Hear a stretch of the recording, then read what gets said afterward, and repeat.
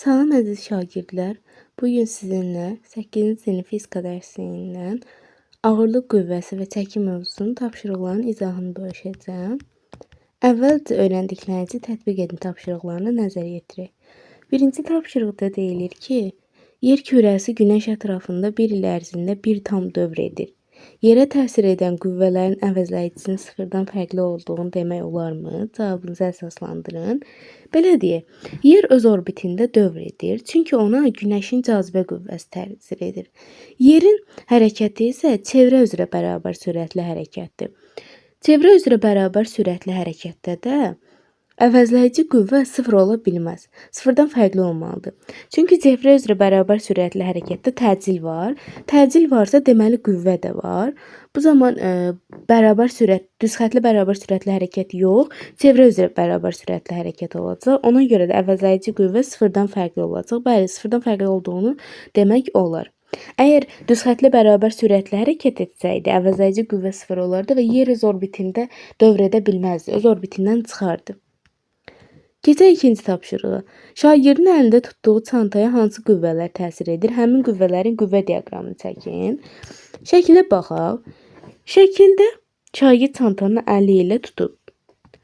Deməli, ilk öncə ona ağırlıq qüvvəsi, yeni cazibə qüvvəsi təsir edəcək. Aşağıya doğru yönəlmiş ağırlıq qüvvəsi. Tutaq ki, bu çantadır. Aşağıya doğru yönəlmiş ağırlıq qüvvəsi, F ağırlıq təsir edəcək.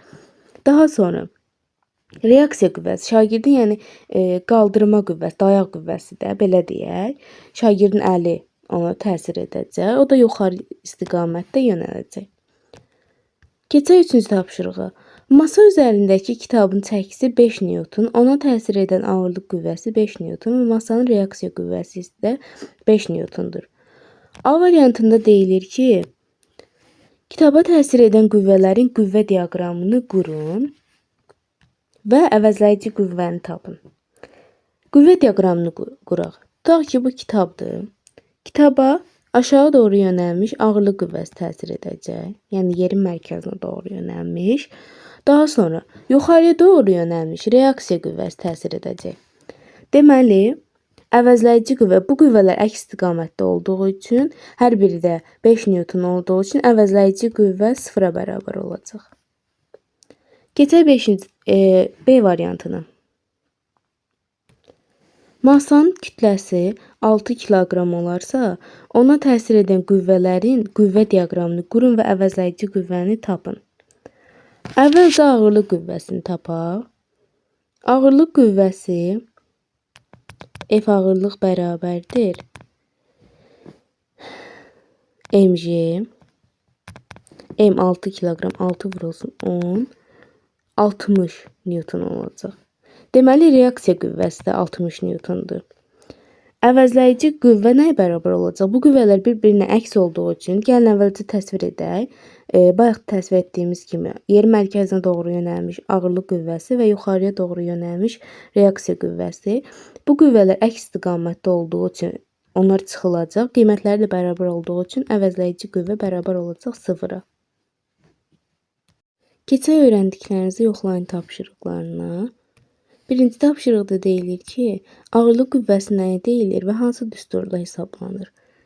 Ağırlıq qüvvəsinin tərifi belədir ki, yer tərəfindən cismə təsir edən cazibə qüvvəsi ağırlıq qüvvəsi adlanır.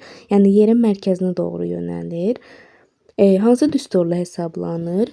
F bərabərdir, yəni F ağırlıq bərabərdir mg düsturu ilə hesablanır. M kütlə, J sərbəst düşmə təcilidir. Daha sonra keçək ikinci tapşırığa. Astronavtın yer kürəsinə apardığı çəkicin kütləsi aydakı kütləsinə bərabərdirmi? Çəkici yerdə və ayda təsir edən ağırlıq qüvvəsini necə hesablamaq olar? Astronavtın yer kürəsinə apardığı çəkicin kütləsi həm ayda, həm də yer kürəsində eyni olacaq. Kütləsi dəyişmir. Amma çəkici yerdə və ayda təsir edən ağırlıq qüvvələridir. Ağırlıq qüvvəsi yerdə daha çox olacaq, ayda əksinə aşağı olacaq. Çünki ayın cəzb etmə qüvvəsi, yəni cazibə qüvvəsi daha azdır.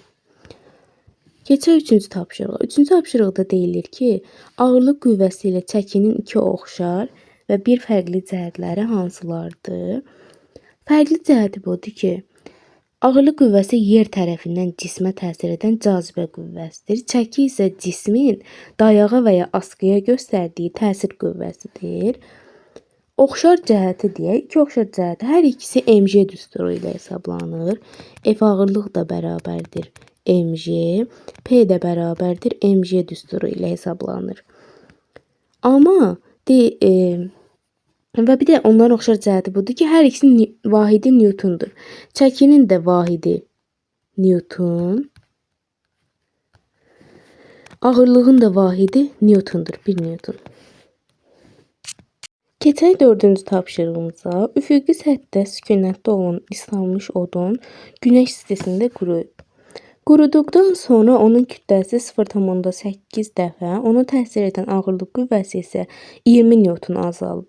Odunun yaş və quru halda kütləsini və ağırlıq qüvvəsini tapın. Hər iki halda oduna təsir edən qüvvələrin qüvvə diaqramını qurun. Gəlin yazaq. Deməli, deyir ki, quruduqdan sonra onun kütləsi 0,8 dəfə, ona təsir edən ağırlıq qüvvəsi isə 20 Newton azalıb. Deməli, quruduqdan sonra, yəni M2 bərabər olacaq 0,8 M1.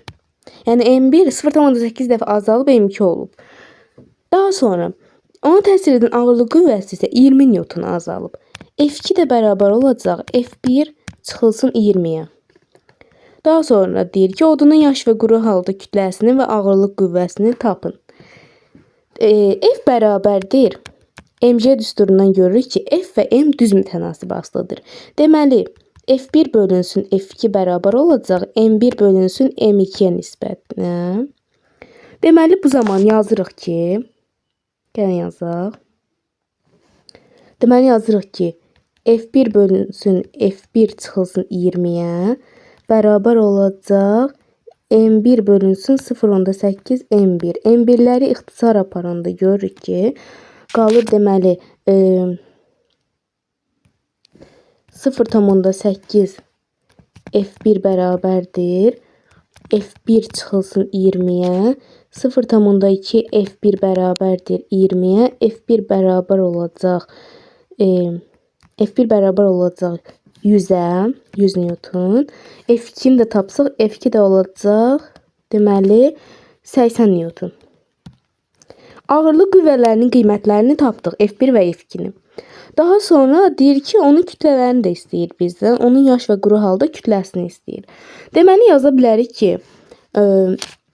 F yaş nəyə bərabərdir? M yaş vurulsun J-yə. F yaş deməli bərabərdir 80 Newton. M yaş vurulsun 10-a. M yaşı tapırıq ki 8. Daha sonra yazırıq. Deməli, F quru nəyə bərabərdir? F quru bərabərdir M quru vurulsun 10-a. Deməli, 100 bərabərdir M quru vurulsun 10-a. M quru da bərabər olacaq 10. Deməli, kütlələrini tapdıq. Yaş halda kütləsi olacaq 8, quru halda olacaq 10. Keçək 5-ci, yəni sonuncu sualımıza. Deyilir ki, şagird cismi dinamometrə bağlayaraq ağırlıq qüvvəsini ölçür. Daha sonra dinamometr onun əlindən düşür. Cisim və dinamometr döşəməyə çatana qədər dinamometrin göstəricisi nəyə bərabər olacaq? Dinamometr şagirdin əlindən yerə düşdükdə zaman çəkisizlik yaranır. Niyə çəkisizlik yaranır? Çünki sərbəst düşür. Sərbəst düşmədə cisim çəkisiz halda olur. Bu zaman dinamometrin göstəricisi 0-a bərabər olacaq.